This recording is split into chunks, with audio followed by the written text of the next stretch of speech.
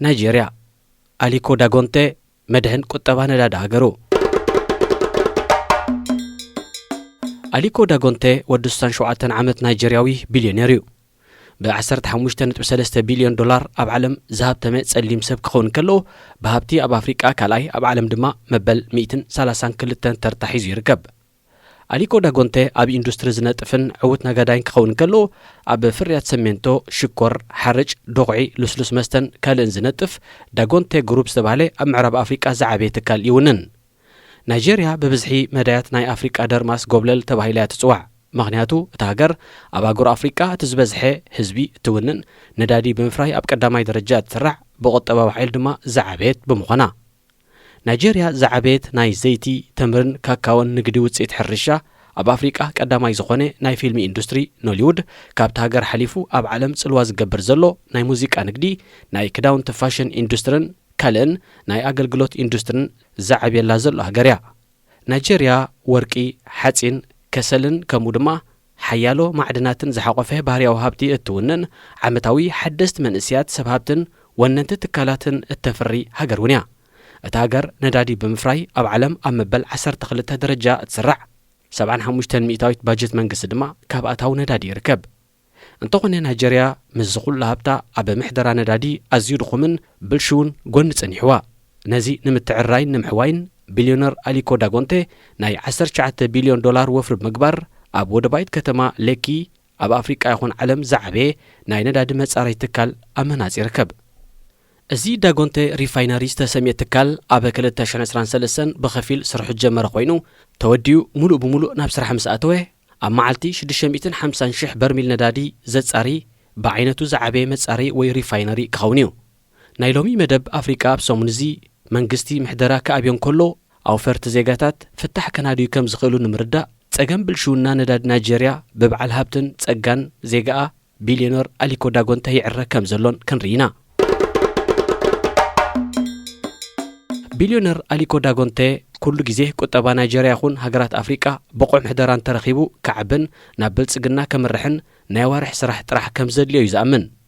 نسوا قدموا أبنقدي نداد نيجيريا بنشتي عقمي نتفقوان تنبري زعبي ناي مصاري تكال كخفت ناي نوحي عمتات حلمو كمز نبري انتقوني أب نيجيريا بزلو منقستاوي أسرارحا نعمتات كمز تتصبي زقلز نداد نيجيريا بمنقستي كم شيل زأمسلا بحتاوين تكالاتن كالانيو كعدن تنحو درقا كلن هب عدنا نداد نيجيريا إذن زأتوا تكالات يخون منقستي ببلشونا سرقي بكلا قتلتن كالن يخصص يوم 75 مئتاويت باجت منقست نيجيريا كاب ندادي زركبيو بز مغنيات واغا ندادي انت غوديلون ببلشونا انت تقوماطيعون ابايتا ገንዘብ የለን ማለትዩ بخمو منقستي ببእዋኑ بواحد باجت كساق صنحو امايتا شحات سراحتنياتات منقستي بزي اخول مهيا كسرحو زግደድሉ እዋናቱን አሎ بمسرت مصنعتي World Poverty Clock كاب 196 مليون زبزعو حزب نيجيريا 48 مئتاويت مالت استاتيس مليون اب تحت من نبابرو طراي زيكوني اب ازيوس تحت دخنت بتحتي $2 نمعلتي كمز النبابر يزغلص بتدغاغام زغلص حده كاب قندي شجر منغست نيجيريا 75 مئتاويت باجتو كاب اتاو ندادي زጥቀም بمخانون كاله ناي قطبه اتاو منغدي زينادن بمخانيو እዚ ድማ ዋጋ ነዳዲ ክጎድልን ከሎ መንግስት ሃገር ናብ ቁጠባው ዝሕተላ ስለሽመም ዕቁር ሃብት ስለዘይብሉን ካብኡ ንሙጻእ ስለዝኸብዶን እዩ እቲ ካልእ ድማ ኣብታ ሃገር ግቡእ ምሕደራ ነዳዲ ስለዘይለዩ ወላውን ዋጋ ነዳዲ ክባብ ዝብለሉ ግዝያት ኣታዊታት ነዳዲ ናብ መግቢ ተቐይሩ ናብ ከስዐ ህዝቢ ዘይበጽሕን ናብ ምህናጽ ትሕተ ቅርጺ ኣብያተ ትምህርቲ ሆስፒታላትን ካልእን እውን ከምቲ ዝድለ ዘይውዕልን እዩ نزي عملكيتو منغست زهبو مغنيات دما ندمو سرحتنياتات كفيليو كابوان قطباوي دسكالي زتلقحكو عدا كفيللون كالن زبل يركبو انتقوني اتحقي كاليو World Poverty Clock ندادن ناي مشتا اتاويو بليونات دولاراتن ابي اتو بزبل ابز جبرو مصنعتي بخمس السعبي زغلصو مبزحتو نداد نيجيريا ابا مايت نيجر دلتا يزركب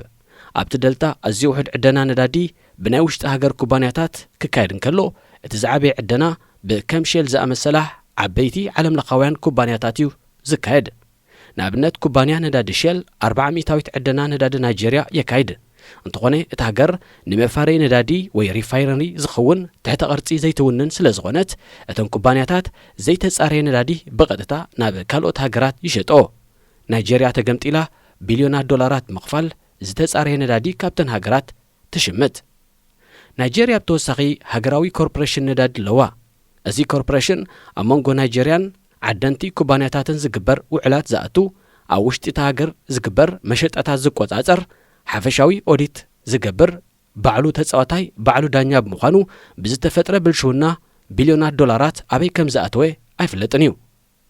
ኣብ 2016 ጥራይ እቲ ኮርፖሬሽን ብዝገበሮ ብልሽውና 16 ቢልዮን ዶላር ናብ ካዝና መንግስቲ ከኣቱ ዝነበሮ ገንዘብ ጠፊኡ ተባሂሉ ተመሓላሊፉ። ኣብ ማዕከና ዜና እቲ ሃገር 20 ቢልዮን ዶላር ጠፊኡ 30 ቢልዮን ዶላር ጠፊኡ ዝብል ዜና ካብ ግዜ ናብ ግዜ ክስማዕ ልሙድ እዩ። ሃገራዊ ኮርፖሬሽን ነዳዲ ናይጄርያ ብተወሳኺ ኣብ ልዕሊ ዕደና ዝገብራ ኩባንያታት ጥቡቕ ናይ ምቁፅጻር መስርሕ ስለ ዘየካይደን እተን ኩባንያታት ናይ ዝዓደንኦ ብዙሕ በርሚል ኣትሒተን ጸብጻብ ክህብኦን ከለዋ በቲ ዝሃቦ ቁፅሪ ትሑት ቀረጽ የኽፍለን። በዚ ምኽንያት ድማ ካልእ ቢልዮናት ዶላራት ናይ ህዝቢ ገንዘብ ከይተኣከበ ይዋኽን። ኣብ ናይጄርያ ብተወሳኺ ስርቂ ነዳዲ ኣሎ። ኣብ ኒጀር ደልታ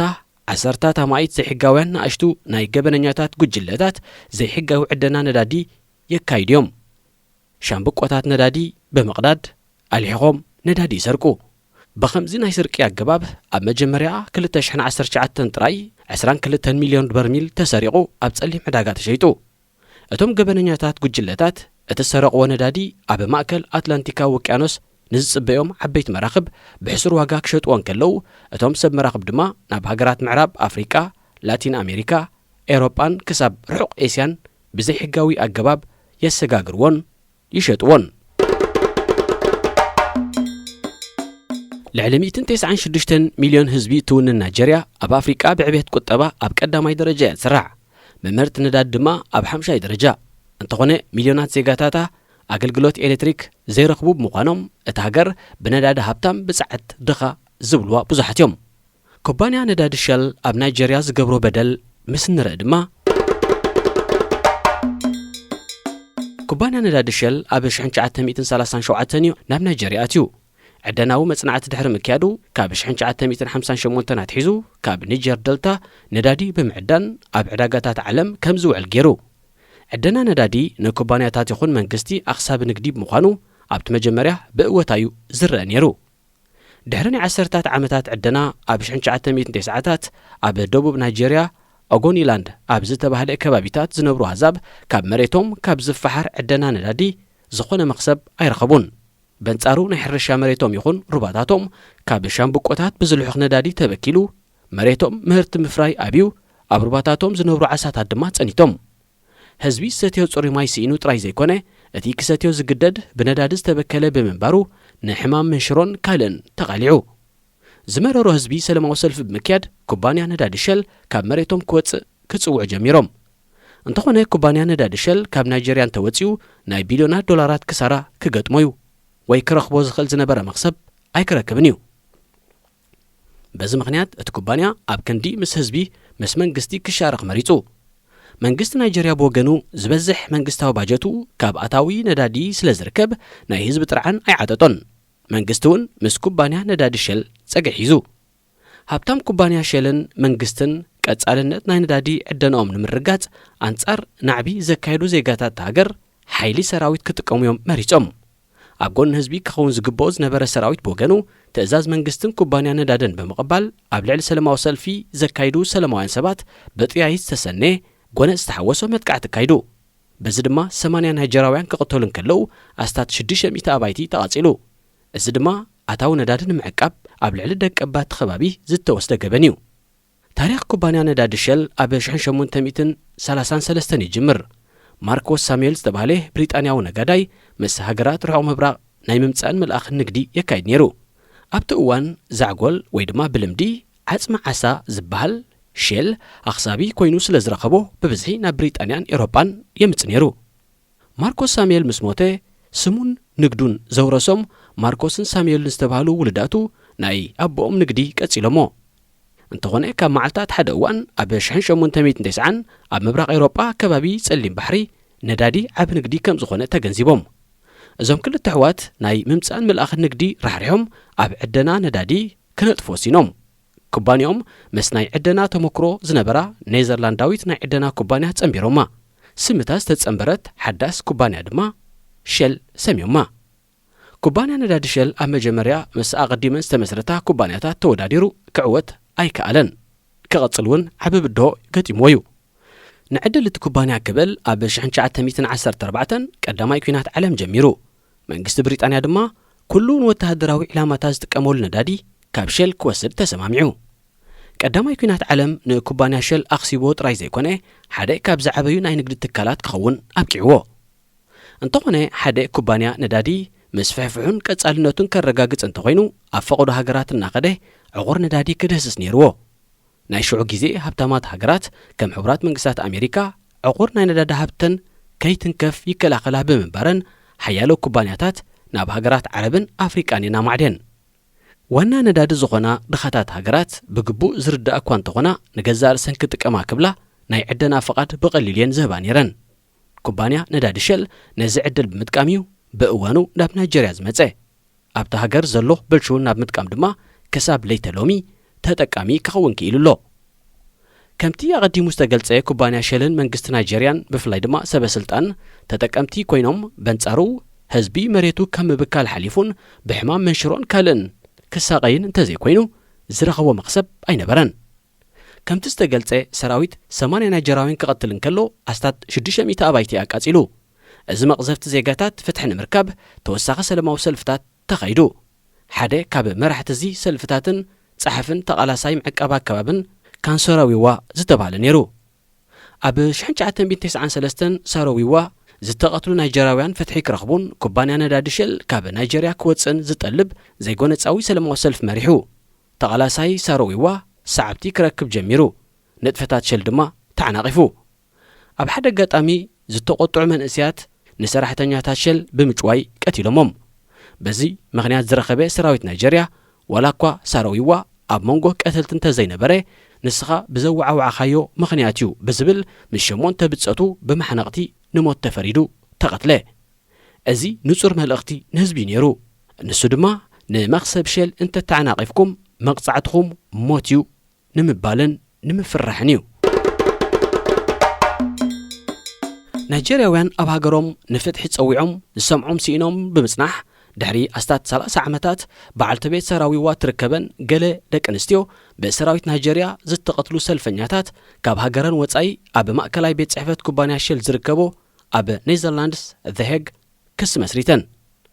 ኣብቲ ኣብ 2017 ጀመረ ፍርዳዊ መስርሕ ኣብ ቅትለት ሰልፈኛታት ቀጥታዊ ኢድ ከም ዝነበሮ መርትዖ ክርከብ ከም ዘይተኻእለ ተገሊጹ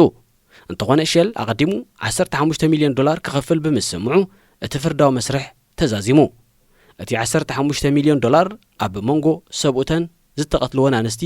ከም ዝመቓራሕ ተገይሩ ኣዛብ ኒጀር ደልታ ብሓፈሻ ኣብ ደቡብ ናይጀርያ እዮም ዝቕመጡ እዞም ኣዛብ ፈለግ ኒጀር ናብ ኣትላንቲካዊ ውቅያኖስ ኣብ ዝጽንበረሉ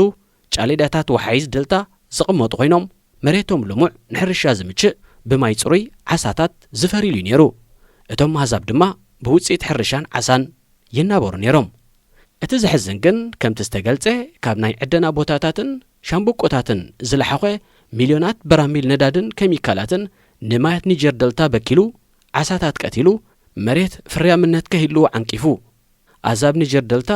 ንዝስተማይን ምሕጸብ ኣካላቶምን ዝጥቀሙሎም ወሓይዝ ብምብካሎም ንመንሽሮን ናይ ቆርበት ሕማማትን ተቓሊዖም ህዝቢ ኒጀር ደልታ ተኻፋሊ ጸጋታት ሃብቲ ነዳዲ ክኸውን ካብ ድኽነት ክናገፍ ብዝተፈላለየ መንገዲ ንመንግስቲ ናይጀርያ ጻውዒት ከቕርብ ጸኒሑ እንተኾነ ጸማም እዝኒ ተዋሂቦ ወይ እውን ኣዝዩ ውሕድ ቆላሕታ እዩ ተገይሩሉ ሎሚ ህዝቢ ናይጀርያ ብሓፈሻ ካብ መሬቱ ተጓሕጒሑ ዝወፅእ ነዳዲ ብሓደ ካብ ዜጋታት ናይጀርያ ዝኾነ ቢልዮነር ኣሊኮ ዳጎንቴ ክድሕን ብብዙሓት ትጽቢት ተነቢሩሉ ኣሎ ሓድሽ ትካል መጻረዪ ናይጀርያ ካብ ዘጻርዮ ነዳዲ ቀዳምነት ንናይጀርያ ቀጺሉ ንሃገራት ምዕራብ ኣፍሪቃን ኣፍሪቃ ብሓፈሻን ስዒቡ ድማ ናብ ካልኦት ሃገራት ክሽየጥ እዩ መደብ ዘለዎ